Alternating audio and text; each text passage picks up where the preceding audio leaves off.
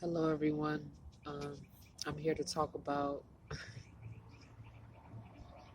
some people that were involved in the gang stalking. The first person that I want to talk about is Jen.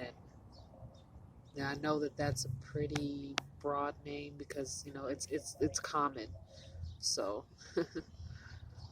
but the person that I'm talking about specifically is from Andre's house,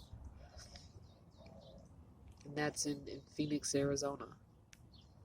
That's the last place I saw her located. I don't know where she is right now, but I felt it necessary to talk about her because she's caused a lot of damage to the community, and I felt like her abuse and her behavior needed to be exposed. So, what negative things do I have to say about her? Well, she's not exactly a good person, and I definitely wouldn't bring my kids around her at all, and I wouldn't recommend you do it either. So, who is Jen, and what damage has she caused to the extent where I felt like I needed to make a video about her? Well, Jen. I don't know her last name. I know that the only thing that I know is that her first name is Jennifer. That's all I know. Um, she was born. She did share her date of birth, which I will share with you guys. This is just in case you guys do find out her last name. I want to help you along the way.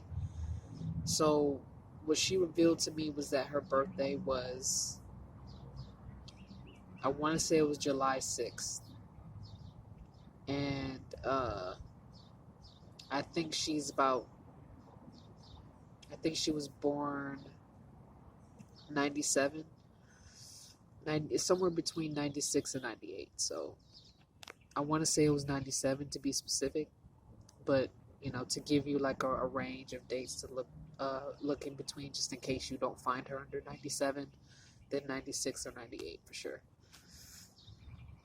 But so what is it that I want to reveal about her specifically, like her behavior? Well, she's a rapist. She goes around and rapes women and intentionally gets them pregnant. In some cases, forces them to have her child. Like, that's the type of person that she is. She's also a racist,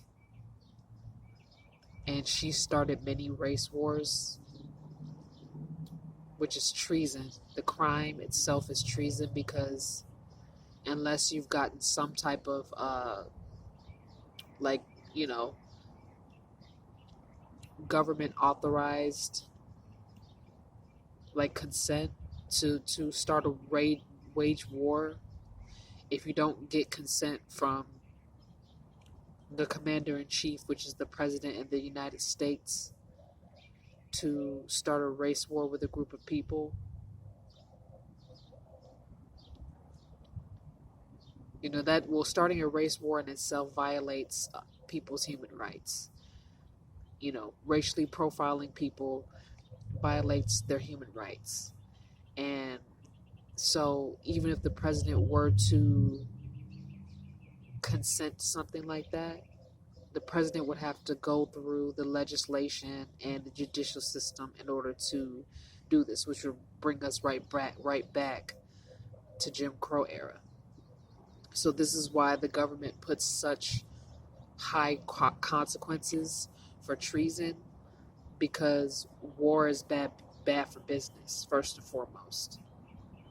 War is bad for business. And the government of the United States is fueled off of business. The United Nations is fueled off of commerce and trade, aka business. So when we go around and we wage wars against people without the government's knowledge or consent, it's treason, and it's punishable by the death penalty in some states, most states.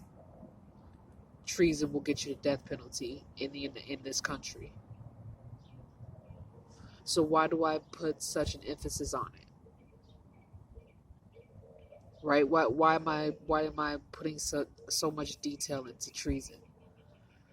Well, I don't really like to get into people's criminal activities or cases personally, but sometimes a person's behavior can be so intolerable, so unacceptable to where some of the skeletons in their closet needs to be discussed. It needs to be talked about. Because when we're dealing with the lives of innocent people, children, I think it's fair to say that that's where a lot of people will cross that line. So I'm, with you all today to share the fact that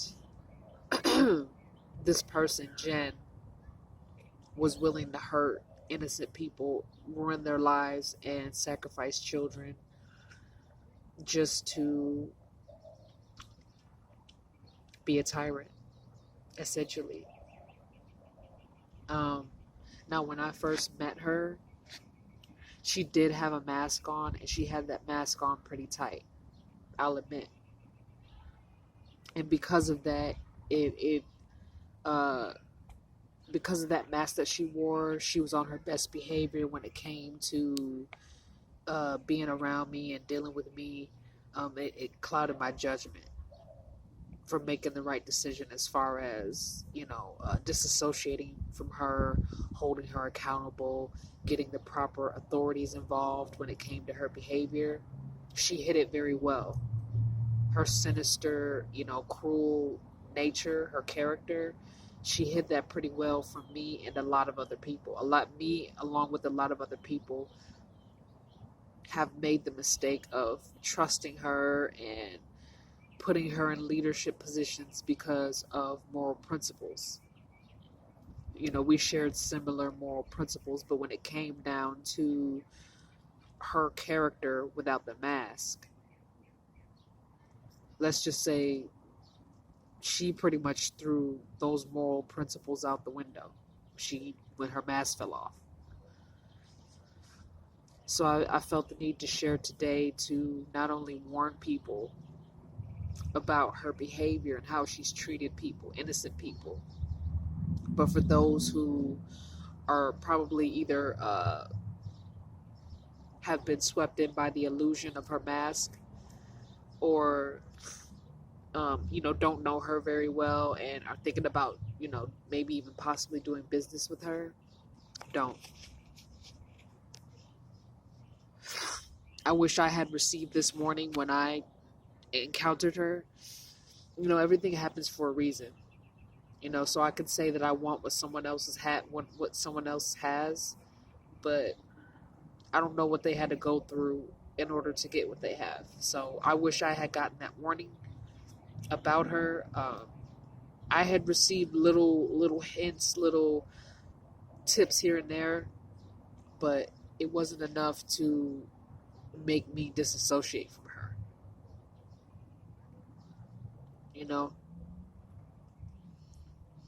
It was presented to me in a way where, at least the information, the warnings that I had received from her, it was only one, but it was really just the fact that she was wearing a mask. And unfortunately for me, in my case, I had to find out the hard way that she actually really was wearing a mask.